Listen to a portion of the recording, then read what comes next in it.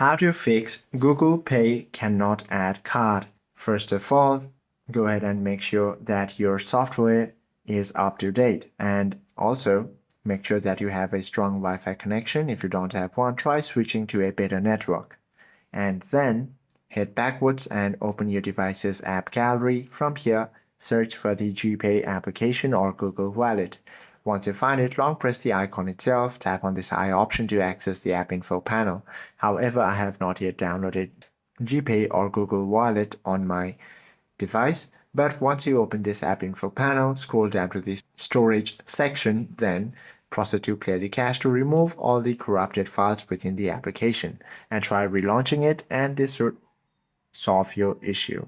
Or what you can also do is try restarting your device itself, and if it still does not work, try reinstalling the application itself. Hope this video helps you out a lot. If you have any questions or queries, do comment down below.